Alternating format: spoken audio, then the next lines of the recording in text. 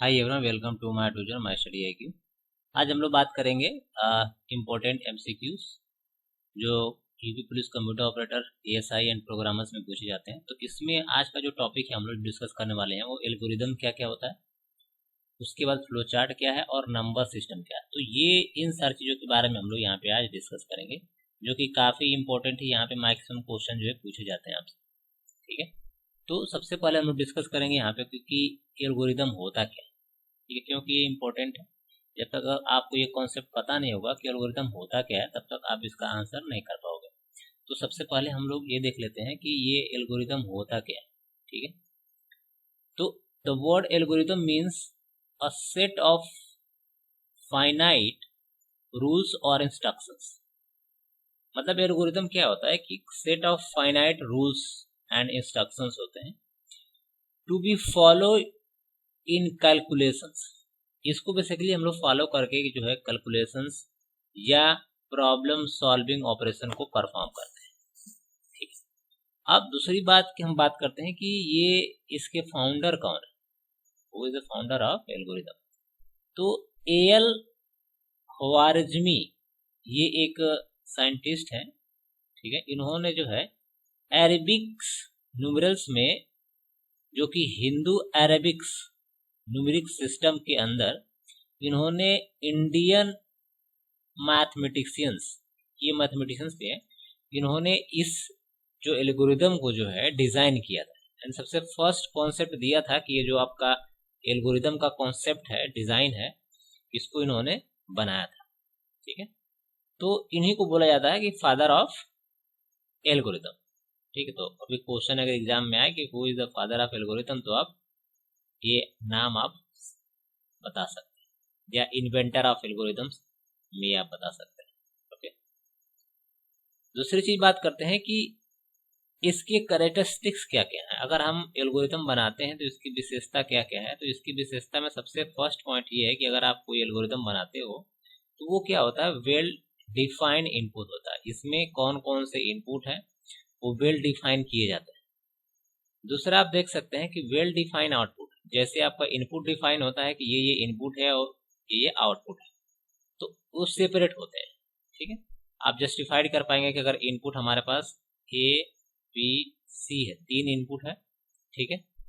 Output होगा इसका, मान लीजिए तीनों नंबर को अगर ऐड करना है तो एस बराबर ए प्लस बी प्लस सी, तो ये जो है हमारा आउटपुट हो जाएगा और ये जो 3 है वो इनपुट हो जाएगा। तो यहाँ पे वेल डिफाइन होता है कि what is the input and what is the output in A algorithm. दूसरा फाइनाइटनेस। दूसरा होता है फिजिबल, ये फिजिबल कितना है, कितना करेक्ट है। लैंग्वेज डिपेंडेंसी, लैंग्वेज की कोई डिपेंडेंसी नहीं होती है, इसको छोटा भी कर सकते हो, एल्गोरिदम को बड़ा भी कर सकते हो। क्लियर एंड एम्बिगियस, मतलब जो आपका जो डेटा होगा, यानी जो आपका फ्लो चार्ट होगा, ये आपका क्लियर होगा, ठीक है। उसमें ऐसा नहीं है कि उसमें आप मिक्सअप करते हो कि एल्गोरिदम का पार्ट है, फ्लो चार्ट का पार्ट है, तो उसको एकदम कंसाइज होना चाहिए, क्लियर होना चाहिए। तो this is the characteristics. And next हम लोग बात करते हैं कि व्हाट इज फ्लो चार्ट। तो फ्लो चार्ट क्या है कि flow chart is a diagram that depicts a process, system और कंप्यूटर्स एल्गोरिदम्स, ठीक है। यानी आप फ्लो चार्ट को आप ऐसे बोल सकते हो कि ग्राफिकल रिप्रेजेंटेशन होता है हमारे एल्गोरिदम्स का। जो हम एल्गोरिदम बनाते हैं उस एल्गोरिदम का ग्राफिकल रिप्रेजेंटेशन को फ्लो चार्ट बोला जाता है ना। यहाँ बोला है कि they are widely used for the multiple fields to documents study plan improve or communicate often complex process in the clear easy to understand diagrams। Basically इसका जो काम है फ्लो चार्ट का, वो मल्टीपल फील्ड में किया जाता है ना। जैसे अगर आपको कोई बिल्डिंग्स का अगर मैप बनवाना हो तो आप एक फ्लो चार्ट के माध्यम से बना सकते हैं कि हाँ ये हमारा ग्राफिकल रिप्रेजेंटेशन है, यहाँ पे किचन होगा, यहाँ पे जो है स्टे रूम होगा। तो वो एक स्केच के टाइप में आप वो सब कुछ बना सकते हैं, है ना। अब बात करते हैं कि in 1921 industrial engineer Frank and Lillian Gilbert, ये साइंटिस्ट हैं, इन्होंने सबसे पहले जो है इस एक फ्लो चार्ट को जो है कॉन्सेप्ट दिया था यानी डिजाइन किया था। तो इनको हम इस तरह से बोल सकते हैं कि फादर ऑफ फ्लो चार्ट्स, है ना, जो कि इन्होंने 1921 में इन लोगों ने इसका आविष्कार किया था। और इन्होंने कहाँ पे किया था? To the American society of mechanicals engineering, ASME में किया था। अब बात करते हैं कि फ्लो चार्ट्स में सिंबल्स क्या क्या होते हैं और सिंबल्स का काम क्या होता है। सबसे पहले आप सिंबल्स ये देख रहे हो, ठीक है। तो इस सिंबल्स का काम होता है फ्लो चार्ट को स्टार्ट और एंड जब करते हैं तो we have to use this symbols, ठीक है। दूसरा है ये एरो पॉइंट है। इस एरो पॉइंट का मतलब क्या है? Connect to show the relationship between the representative ships. इन शिप्स के बीच में जो है रिलेशनशिप जब डिफाइन करना होता है तो हम लोग एरो का इस्तेमाल करते हैं। इनपुट एंड आउटपुट के लिए जो है we have to use this symbols, और इस सिंबल्स को पैरेललोग्राम बोलते हैं, ठीक है। तो ये parallelogram represents the input and output in the flow charts. इस बॉक्स को हम लोग प्रोसेस बोलते हैं, ठीक है। ये रेक्टेंगल है और रेक्टेंगल बॉक्स में we have to define the processing of the programs. और ये जो बॉक्स आप देख रहे हो this is called decision box, इसको हम लोग बोलते हैं डायमंड बॉक्स, ठीक है। यहाँ से डिसीजन लिया जाता है। तो ये सिंबल्स के बारे में आपको अच्छे से पता होना चाहिए। अब बात कर लेते हैं हम नंबर सिस्टम के बारे में कि नंबर सिस्टम क्या है। नंबर सिस्टम में आपको बेसिक पता होना चाहिए कितने टाइप्स के नंबर सिस्टम होते हैं। आपका डेसिमल होता है, ठीक है, और डेसिमल का जो बेस होता है वो 10 होता है और रेंज इसकी होती है 0 से लेकर के 9 तक। बाइनरी नंबर होता है, बाइनरी का बेस 2 होता है और इसकी रेंज 0 और 1 होती है। दूसरा हम ऑक्टल की अगर बात करते हैं तो ऑक्टल का बेस 8 होता है और इसकी रेंज 0 to 7 होती है। हेक्साडेसिमल जो होती है इसका बेस जो 16 होता है और रेंज 0 to 9 और A to F होता है। तो ये आपको बेसिकली पता होना चाहिए कि कितने टाइप के नंबर सिस्टम 4 होते हैं और उस नंबर सिस्टम का बेस और रेंज क्या होता है, इसको हम लोग रेंज बोलते हैं, ठीक है। और ये हमारा बेस है, ओके। तो ये चीज आपको अच्छे से पता होना चाहिए। अब हम लोग बात करते हैं क्वेश्चन की, है ना। क्वेश्चन में ये है कि अ box that can represent into the different condition, यानी डिफरेंट कंडीशन के लिए जो है हम इसमें से कौन सा बॉक्स बनाते हैं। तो हमने आपको फ्लो चार्ट का सारे से बता दिया है, तो आप इसका जो है करेक्ट आंसर आपको देना है, ठीक है। तो ये जो है करेक्ट आंसर जो है आप कमेंट बॉक्स में देंगे। ये जो क्वेश्चन नंबर ये है number 1, comment your answer, comment your answer, इसका जो है आंसर आपको कमेंट करना है, ठीक है। दूसरा, when algorithm is written in the form of programming language it becomes. जब आप कोई भी एल्गोरिथम का जो है जब आप प्रोग्राम को लिखते हैं तो उसको क्या बोला जाता है? फ्लो चार्ट बोला जाता है, प्रोग्राम बोला जाता है, प्यूसो कोड बोला जाता है, सिंटैक्स बोला जाता है, ठीक। तो इसका जो करेक्ट आंसर है the answer is a program, ठीक है, इसको हम लोग प्रोग्राम बोलेंगे।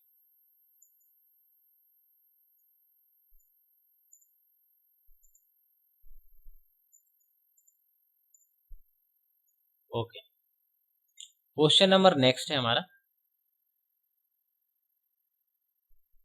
Flowchart and algorithm are used for.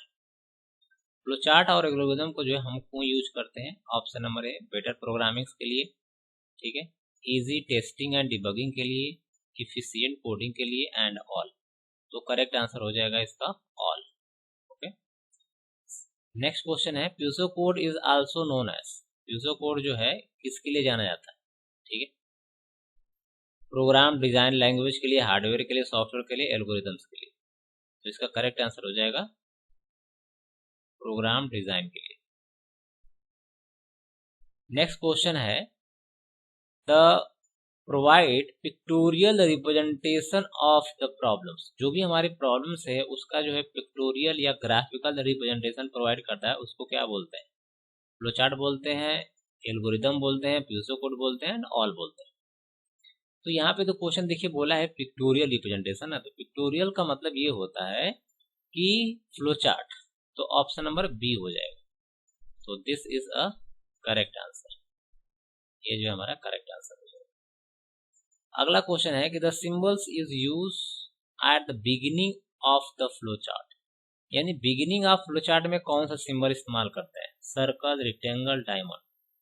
तो ये तो बहुत इजी क्वेश्चन है, तो उसका करेक्ट आंसर हो जाएगा सर्कल। अब ये इंपॉर्टेंट क्वेश्चन है कन्वर्जन से रिलेटेड। तो यहाँ पे है कि बाइनरी टू डेसिमल कन्वर्जन। ये जो है 24, अगर आप देखो यहाँ पे, तो ये जो 24 है ये ऑक्टल में है ना, और इस ऑक्टल को कन्वर्ट करना है बाइनरी में। किसमें करना है? बाइनरी में करना है। तो सबसे पहले हम लोग क्या कर लेते हैं, इसको डायरेक्ट हम यही भी कर लेते हैं ना, 2 का हम निकाल लेते हैं, 3 बिट का बाइनरी। अगर 3 बिट का बाइनरी निकालेंगे अगर हम 2 का, तो 1 2 4 और 1 2 4। तो सबसे पहले हम यहाँ पहले निकालते हैं 2 का, तो ये हो जाएगा 0 और 0। अब 4 का निकालते हैं तो ये जगह 1 और 0 और 0। तो ये हमारा जो है क्या हो गया, बाइनरी हो गया इस ऑक्टल का। तो ये आप देखो किस ऑप्शन में है, ये वाला। तो B is the correct answer. देखिए बी बिल्कुल सही है। नेक्स्ट जो क्वेश्चन है, कन्वर्ट बाइनरी टू ऑक्टल। ये बाइनरी दी हुई है और इसको हमको ऑक्टल में कन्वर्ट करना है। तो सिंपल सा लॉजिक है, सिंपल सी कंडीशन है। इसको कैसे करेंगे, आसान तरीका बता देते हैं। इसका जो है बहुत ही इजी स्टेप है। सबसे पहले आपको क्या करना है, राइट साइड से 3 बिट का पेयर बना लेते हैं, सॉरी लेफ्ट साइड से। तो ये 3 बिट हो गया और ये हमारा 3 बिट हो गया, ये हमारा 3 बिट हो गया और ये हमारा 3 बिट। अब ये 3 बिट का हो गया, तो अब इस 3 बिट में हम इसको ऐड कर लेते हैं कि क्या होगा। ये हो जाएगा 4, ये हो जाएगा 2 और ये 1, तो ये हो जाएगा हमारा 6। अगर इसका हम लोग देखें तो ये भी हमारा हो जाएगा 6।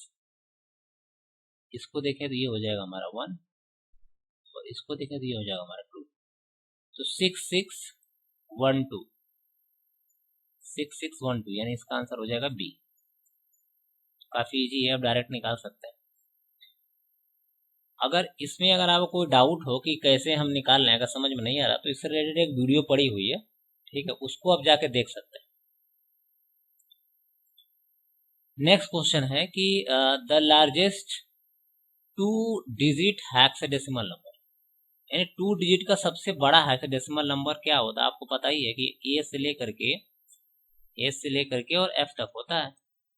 तो इसको हम लोग मानते हैं 10 और बी को मानते हैं 11 और एफ को मानते हैं हम लोग 15। तो इसमें सबसे बड़ा हमारा होगा एफ, यानी कि सी। नेक्स्ट है कि the quantity of double word, ठीक है, यानी कि पूछ रहा है कि अगर कोई डबल वर्ड हम लिख रहे हैं, जैसे हमने यहाँ पर लिखा राज और राज, तो उसका जो है वर्ड लेंथ कितना होगा, उसकी साइज कितनी होगी, ठीक है। तो उसकी साइज होगी 32 इसलिए होगी क्योंकि एक जो वर्ड होता है इसको 16 बिट होती है और ये भी 16 होती है, दोनों को ऐड कर देंगे तो ये हो जाएगी 32 बिट। नेक्स्ट क्वेश्चन है कि परफॉर्म द बाइनरी एडिशन। अब आपको बाइनरी जो नंबर दिया गया है उसका एडिशन परफॉर्म करना है। देखिए बाइनरी एडिशन या सब्ट्रैक्शन अगर आपको परफॉर्म करना हो, ठीक है, तो उसके लिए क्या है कि आपको रूल पता होना चाहिए। अगर आपको रूल नहीं पता है तो उसका शॉर्टकट तरीका हम आपको बता रहे हैं। उसमें क्या करना है, आपको सबसे पहला काम ये कर लेना है कि इन दोनों को जो है कन्वर्ट कर लेना है डेसिमल में। तो डेसिमल में कन्वर्ट करना हो तो हमने यहाँ पे लिखा 1, ये हो जाएगा 2 3 4, सॉरी गलत हो गया, यहाँ पे हमको BCD कोड लिखना है ना। BCD कोड लिखने के लिए हम यहाँ पे लिख देंगे 1 2 4 8 16 और 32। तो जहाँ जहाँ 1 है उसको ऐड कर लेते हैं, ठीक है। तो ये हो जाएगा 32 प्लस 8 प्लस 4 प्लस 1, तो ये हो जाएगा हमारा 40 और ये प्लस 5 45 आ गया। ये उसी तरह से इसको कर लेते हैं, तो इसको कर लेते हैं तो 1 2 4 8 और 16। 16 8 16 प्लस 8 प्लस 3 24 और 24 और 3 27। तो अब आपको 27 को और 45 को जोड़ देना है, तो ये हो जाएगा हमारा 72। 7 5 12 और ये हो जाएगा 4 2 6 और 1 7 72 हो जाएगा। अब ये जो 72 आ गया डेसिमल, अब इस मतलब 72 जो है, अब इसको हम बाइनरी में कर लेते हैं। तो इसको बाइनरी में करने के लिए क्या करना पड़ेगा आपको कोड लिखना पड़ेगा 1 2 4 8 16 32 64 64 और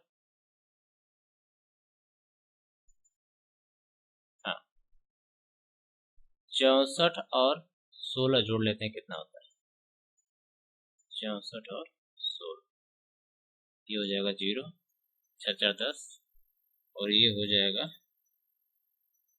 3 6 और 4 10 हासिल 1 और 6 7 1 8 80 हो जाएगा, ये नहीं होगा। तो 64 और प्लस 8 तो ये हो जाएगा हमारा 12 यानी 72। तो इसका जो आंसर हो जाएगा, इसका आंसर हो जाएगा 1 और 0 0 0 0, ये इसका आंसर होगा। अब आप ये आंसर देख लेते हैं किससे मैच कर रहा है। 1 0 0 1 0 0 सॉरी इसमें है ना, ये वाला हम सॉल्व कर रहा है। तो इसमें हमारा जो होगा 1 0 0 और 1 0 0, तो इसका आंसर हो जाएगा डी, इसका वो आंसर सही है। तो ये आपको समझ में आ गया होगा। इसी तरीके से जो सेकेंड क्वेश्चन है उसको हम लोग कर लेते हैं।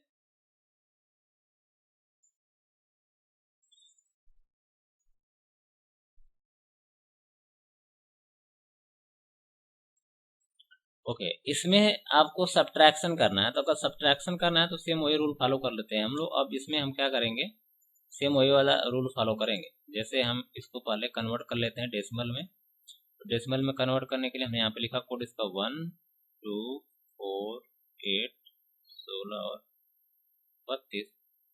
तो 32 प्लस 8 प्लस 4 प्लस 2 प्लस 1, ये हो जाएगा 40 40 और 7 47,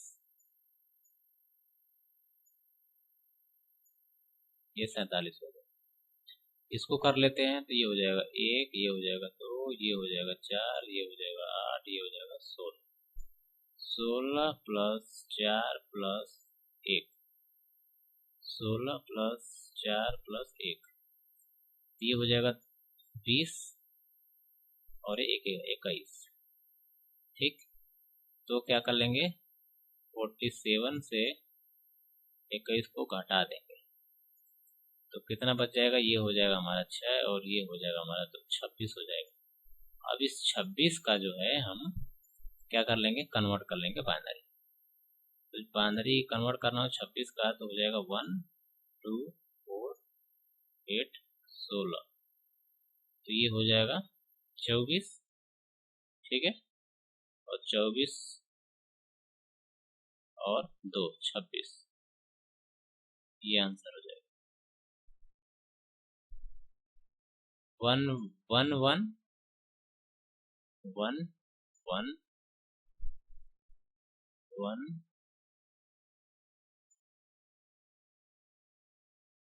कुछ गलत हो रहा है क्या, ये सही है। 47, ये हो जाएगा 16 20 20 21। हाँ ठीक है, 21 हो रहा है। 27 के लेस कर देंगे तो ये हो जाएगा हमारा 6, ये हो जाएगा हमारा तो 26 हो जाएगा। और 26 को हम कन्वर्ट अगर कर रहे हैं तो 16 8 24 24 25 26, ठीक है 26 हो गया। तो इसका जो करेक्ट आंसर हो जाएगा 1। हाँ, ये एक्स्ट्रा जीरो लगा हुआ है, उससे कोई फर्क नहीं पड़ता। ये वाला है हमारा आंसर। ठीक है, ये नहीं रहेगा यहाँ पे, ये मिस्टेक हो रही है। ओके, तो this is the correct answer. अगर आपको वीडियो अच्छी लगी हो तो लाइक, सब्सक्राइब, शेयर करना बिल्कुल ना भूलिए। थैंक्स।